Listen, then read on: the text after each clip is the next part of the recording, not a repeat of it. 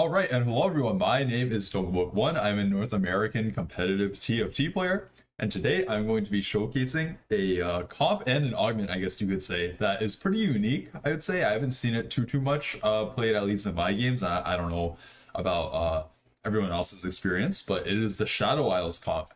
And I definitely think this comp has serious potential. The units have like slowly been getting buffed with each patch on PBE. Maybe it started out a bit weak, or maybe it was just unoptimized at the beginning. And Riot has been shipping out minor buffs for the comp and just buffing it all around. And I think it is kind of up and coming at the moment.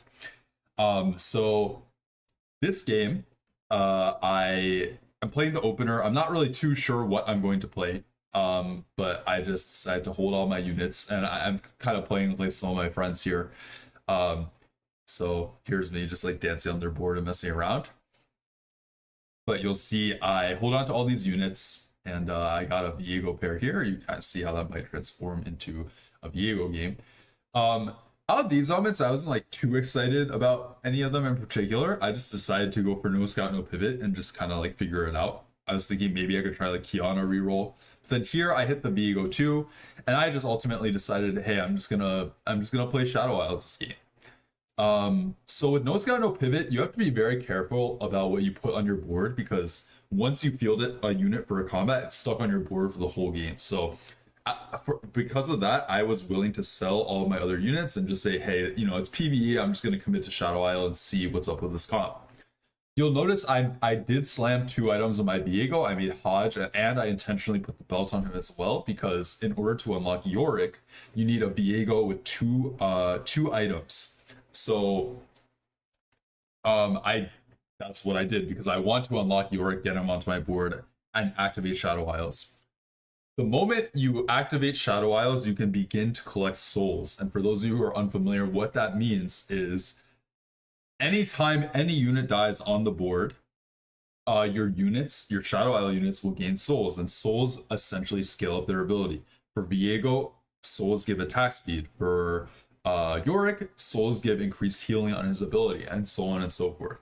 So I obviously want to get Yorick in as soon as possible, and 2-2 was the earliest I could do it this game, so I was pretty happy about that. And you can see when a unit dies, it leaves behind this little jade-colored orb, I guess you could say. And those are indicating that I'm collecting souls with each fight. And here you'll note that I put the second Viego on my board, the second Viego 1, which essentially means I'm committing to like Viego reroll, because I don't really want like 2 Viegos on my board. I just want to eventually turn this into a Viego 3, right? And that way I can naturally get past the no scout, no pivot kind of restriction, I guess you could say. And here you'll notice I'm playing 3 out of 4, because I'm not really too sure what other units I want to put on my board just yet. But spoiler alert, I end up playing a combination of like Quick Strikers and Wardens as my bonus units, which I think just makes sense. As Yorick is a Warden, also the 5-cost in Shadow Isle Thresh, who we'll see later on, is also a Warden. So I just felt like it made sense to buff up those units, and then Viego being my primary 3-star carry, it's obviously pretty important to enable him as well. I'm not too sure what exactly I went for. It looks like I went for a bow. I think bow is just generally good. It can make the utility items like red buff or void staff, but it could also make items for Viego such as Titans, Giant Slayer, Ginsu's Rageblade, things like that. So I was pretty happy with just taking a 3-cost bow, you know, expensive unit. I'm loose streaking anyway, just use it to make econ. So here I'm going to sell the Mundo, and you'll see I play a third Viego on my board. And again, the intention is to combine this into a 3-star Viego later on. While we have some downtime, I just want to say, I want to make one comment on No Scout, No Pivot. It has been slightly adjusted from the past, where here I actually hover over it. You'll notice there's a change in wording where it says champions that fight in player combat cannot be benched or sold. That is pretty much the same. But here it says your team gains 1% health and 2% AD and ability power. So the difference for the past is, in the past, only the units that were fielded on your board very early on benefited from this. So a great example of this is like there was a comp called Family Reroll. It was like a one cost reroll, and the reason you would play No Scout No Pivot with it is because you would typically find those units very early on into the game because they were one cost. But then the 4 costs, when you put them on your board, like let's say in stage 3, stage 4, they don't get all of the stacks that were compiling from stage 2 to stage 3. So now, when I put a 4 and 5 cost on my board later on, they will just be getting the full benefit, which is a super, super nice change, I think. It just makes it so that it's not as much a requirement to be rerolling. And you do get the benefit on your like higher cost units later on, which you'll see I do take full advantage of eventually. All right, so we'll just keep chugging along. Obviously, my early game is a bit weak. That's to be expected. I have an augment that's scaling. Also, like my board is just like not the best in general. But I'm just kind of using this time to scale up my souls. You'll see I'm collecting them, and every once in a while I'll hover over how many souls I've collected.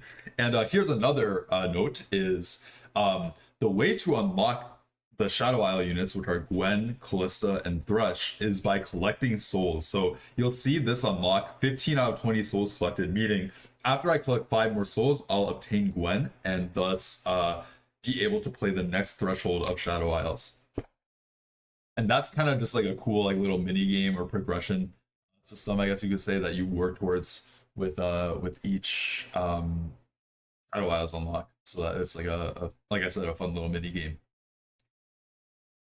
All right, so we did win the previous round, so it would be kind of nice to win this fight. And this person's board doesn't look too strong. I honestly forget if I won or not. I think it was close, but Jinx is kind of not the best unit early game. Or it definitely depends on like her itemization and how good your frontline is. But luckily, I adjusted up and I got a nice little 2 streak here. Now see here, we got the Gwen unlock, so I do of course pick her up. And so my plan is, at this point, I'm kind of realizing like, hey, I kind of need Viego 3 because I committed to putting these extra Viegos on my board. Meaning if I don't 3-star him, I won't be able to take these other 2 off my board, right? Because I have no scout, no pivot. So that made going for Viego 3 like extremely important. Okay, so we're just gonna make 50 here, and next turn my plan is to roll. All right, so let's see how the roll down goes. So I'm thinking I'm probably gonna roll to like 40 or 30 or so. This was my first time playing the comp, so I was a bit slow, but nothing wrong with taking your time, especially on PBE. Don't want to miss any important units.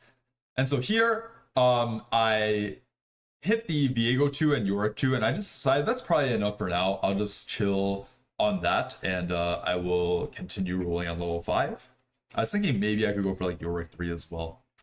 Okay, and then here I elected to go for the Sunfire and leave the Bow Glove open, which is debatable. I think the other path I could go is like Titan's Resolve, but I just decided this was a little better, and I leave 2 offensive opponents open for my Viego. And what I take on the carousel is pretty flexible now, so I was pretty happy with that. All right, and you'll see I'm holding on to 1 Quick Striker. And here I thought that I just wanted some econ to try to hit faster. Because I have no scout, no pivot, that's like very, very strong combat in itself, especially as the game goes on. So I just kind of figured, hey, I just need the gold to like hit my board in the first place. So my default was placebo here. I think I was considering item grab bag as well, but ultimately I ended up rolling item grab bag. And then after item grab bag, I was offered misconnections, which it is worth so much gold when you are looking for specific 1 costs. And in this case, I'm looking for Viego, because the single copy of Viego is worth many rolls in itself, right? And then not to mention all the other 1 costs, I can essentially just sell them and convert them into gold. So misconnections was a lot higher value here. And you'll see here, I got a very, very high roll chop. I found the Viego 3 basically on the spot. 2 Viegos plus the Viego from the misconnections. And I got a Braum, which is a 4-cost Warden, which I am just very happy to play. So I was super, super happy about the shop. And then at this point, I just decided to commit to playing Draven. And I'll be honest, Draven is not a unit that you really want to like end the game with. But just for now, it's kind of just like necessary to activate my Viego 3's trait, which is Quick Striker. So I just decided to commit to playing the Draven, and you know it kind of is what it is. But that's just kind of that's one of the few drawbacks of no scout no pivot. But the upside is so high that it ends up being okay for the most part. All right, so now I am trying to think about. I'm constantly thinking about like what is the next unit that I can play here, right?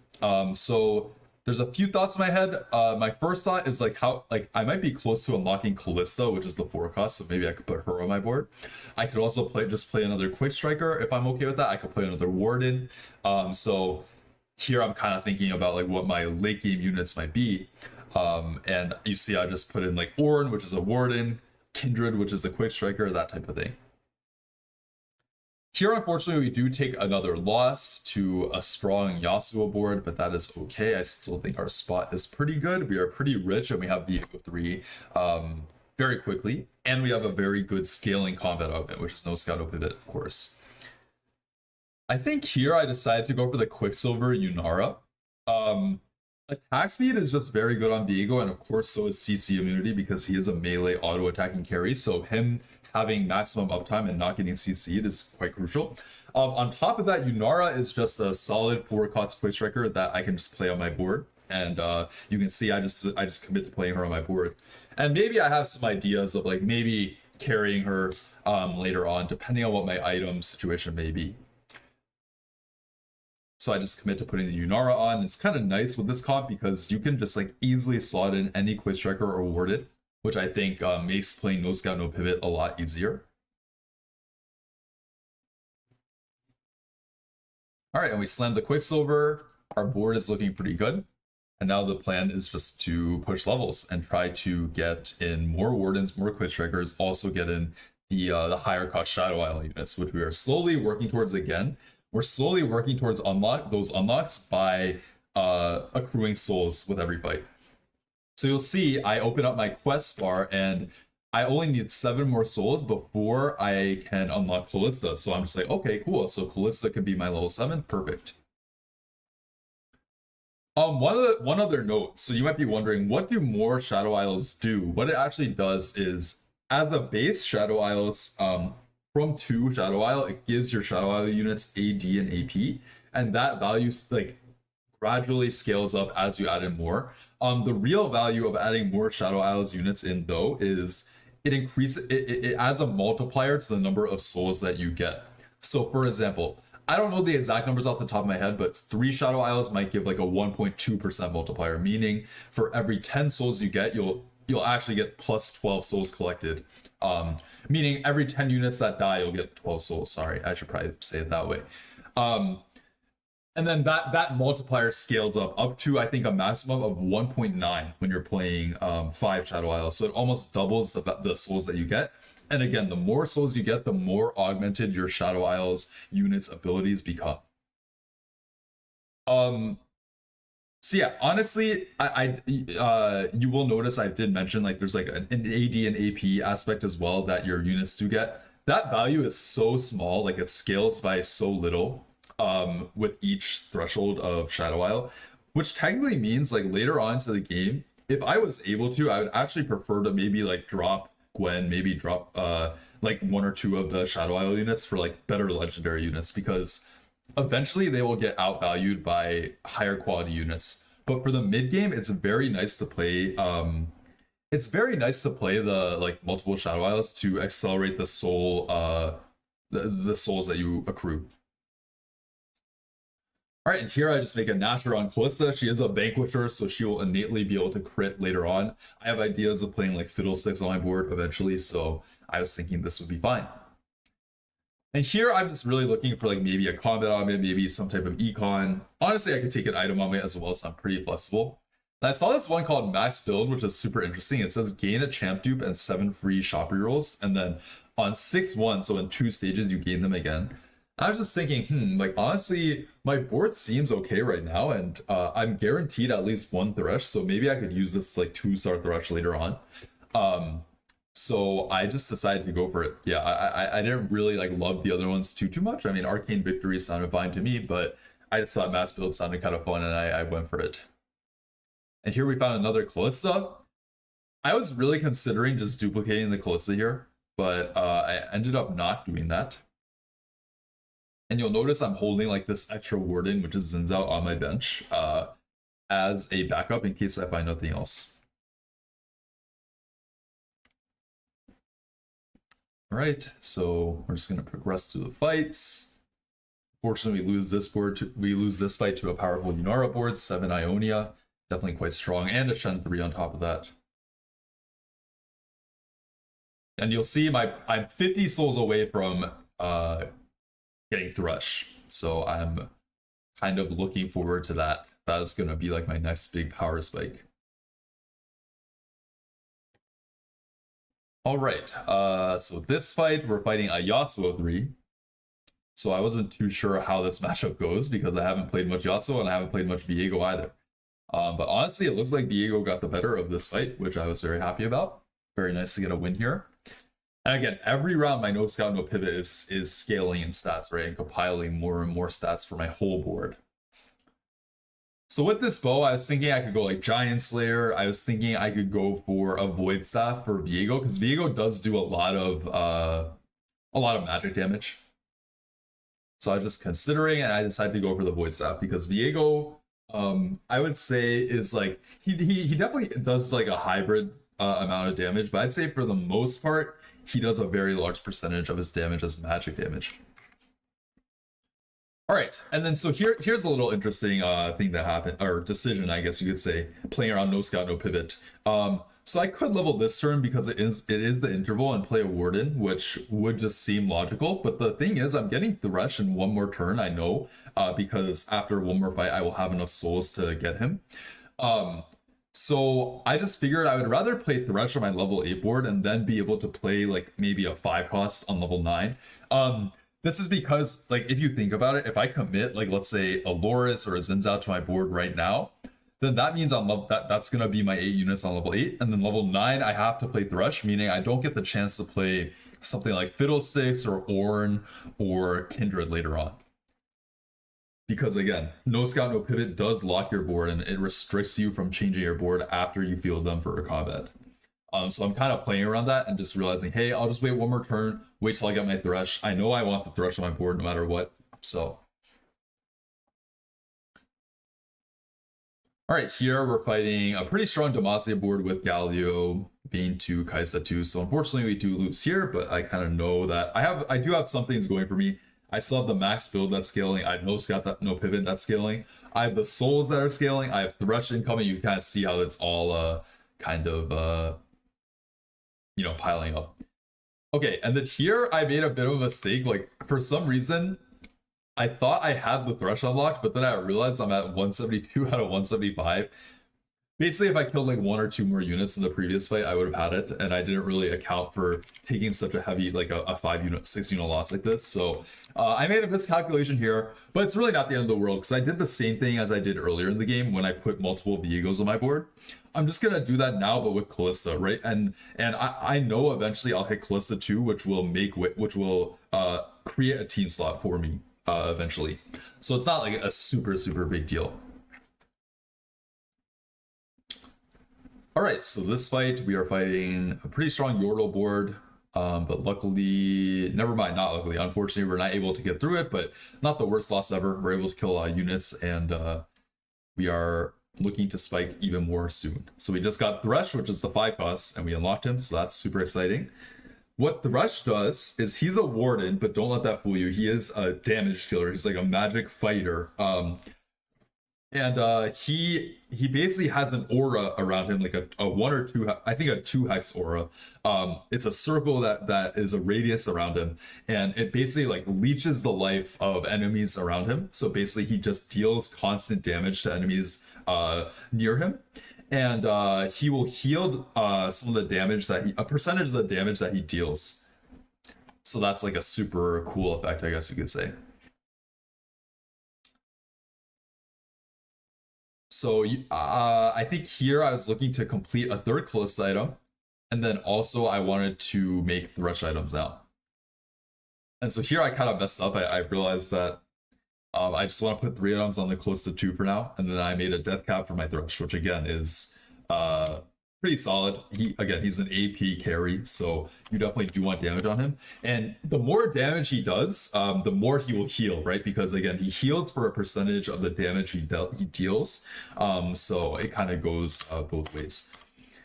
And the other thing is when Thresh ults, he creates this box, which I believe increases the damage even further to enemies inside. And if there are 2 or less enemies inside, then he will pull a third one in. He will like hook them in, kind of like League of Legends. You'll see this cool animation where he's like hooking in that unit, and he's hooking in the Sand Soldier into the box. So super cool. Unfortunately, I barely lost this fight, and at this point, I was like, it's looking kind of rocky. I'm not gonna lie, but we will see what ends up happening. All right, and again, keep in mind I can't really sell the units on my board anymore. So this is where it like kind of sucks being stuck with the Draven, but it just kind of is what it is. And then here I make an interesting choice. So I really do want to get this Fiddle on my board. To not only is Fiddle just a solid utility unit, but it's also to activate Vanquisher for my Callista. There's nothing I can't really sell my Braum. Like for example, a lot of time here you would probably sell like Draven, or you would sell maybe Gwen or Yunara or Braum. But in this case, I don't really have that luxury because I have no scout, no pivot, so I have to kind of get creative. And I end up duplicating the Braum. That way I can play the Fiddle on my board and then locking this Fiddlesticks in my shop. And I just decided to stack the items on my Thresh, just make him a bit tankier because he did do a lot of damage in the previous fight. We can start paying attention to exactly how much he's doing actually. Definitely is a really cool unit. Okay, that fight he did a solid 3k. And we're going to lock for this Fiddlesticks pair, of course. And so on this carousel, I'm pretty much thinking about like maybe I could take a Callista item and move the Void Staff. Maybe I could just take a Thresh item. And so now I'm pretty much just waiting for Thresh 2 and Callista 2. Or sorry, Thresh 2 and Fiddlesticks 2. That's my goal. And if I'm able to survive until 6-1, I am getting that second proc of my augment, which gives a duplicator, a champion duplicator, and 6 rerolls. Alright, so we're back to fighting this Ionia Yunara board. Luckily, my Viego did get the wrap off, and I was able to win the fight. You'll see even Callista is doing a great job now. I believe her Shadow Isle scaling effect is she gains more spears when she casts, so basically just more damage, to put it very simply. So I was thinking maybe Giant Slayer is good, maybe Shojin, Nasher. That's kind of what I was thinking of. I was thinking about going double Nasher, and I wasn't super happy with taking a 1 cost, so I just took a 4 cost IE. I mean, double IE with Vanquisher is basically pretty redundant, but I just kind of wanted a high cost unit so that way I would have gold to try to hit Thresh and Fiddlesticks. You'll see here I just moved the Void to Thresh because he is honestly a pretty good Void holder, especially if I keep him in the vicinity of Viego, because he just shreds like all of these units, right? We'll point out this circle. All of these units he's hitting and proccing the shred on, which works pretty well with my Viego. Right, my Viego is able to reach the backline again, so that was pretty nice. Good fight there. And so now I'm kind of happy. I know I'm gonna survive until 6-1 to proc my max build yet again. And you'll see the no scout with pivot. Let me pause on this as well. It's just like super satisfying to see like the stats compiling. And for a gold augment, 19% HP, 38 AD, 38% AP. It's just so much at this point. And that's kind of what was... Obviously, I think Shadow Isle is a viable comp in itself, but I really think that no scout, no pivot was like what was carrying me to like a really strong placement this game. All right. And let's see what we're fighting here. We're fighting an Aatrox 2 set 2 legendary board, it seems like. Mix of Noxus and Ionia as well as Cillian. Pretty interesting. But I was able to get the win, beating Aatrox 2. Pretty impressive. And so now, yep, you'll see I hover over max build, and I was like, it's time to hit some of these 2 stars. I want to, like, this is the first time I was playing like going for 2-star Thresh and whatnot, so I was super excited to see what he was able to do. And here you'll see I have Ord in my planner. I just want to point it out.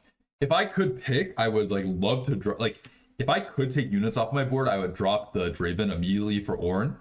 I would probably even drop Gwen for either another Warden or a or just like any utility unit. Like I could play Shyvana, or I could play Senna, or I could play another Quick Striker. Like I could play Kindred for a 5-cost Quick Striker.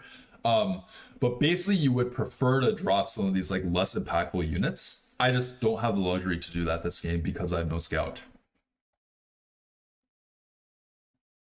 All right, so here I'm thinking I do want a third Thresh item. I would prefer to move the Sunfire over to Braum and take like a carry item for Thresh. So let's see what this might have for us. Okay, first I'm deciding to roll, which it probably is the correct order. We found our Thresh, found Yunara too. I was like, I'll just make them. They're gonna be on my board anyway. So we hit Thresh too. So then here I was happy to just duplicate Fiddlesticks. And yeah, super excited to see what this guy has to offer. So I don't need Spark because I already have Void Staff. And again, we talked about how Thresh is a damage dealer, and he's pretty much just hitting tanks for a very long time. So I thought Giant Slayer was like a great pickup here. If I could pick, I'd probably prefer like maybe one defensive or like healing item on him. But you can kind of see that he was surviving, and he was doing very serious damage even without any survivability. So this Braum is doing a good job of tanking for both my Viego and my Thresh. So, and now you'll see we're kind of just running over the board, which is pretty impressive. And the Thresh is my top damage dealer for this fight. All right, pretty much the only thing I can do now is like hit Draven 2 with no scout. So, yep. All right, let's see how this fight goes. So this fight we're actually fighting, like if you'll notice, a very strong board. We're fighting Mel 2, Fiddlesticks 2, Azir 2, and Bessa 2, Swing 2. So basically like a Noxus board with a strong Disruptor and with a strong Vanquisher as well. Items appear to be good as well, but you can see we were able to just like actually run over the fight. I was very surprised. I did not expect the fight to be this one-sided, but Thresh is an absolute beast. And it appears I double killed them. Like I just killed both opponents, which basically wrapped up the game.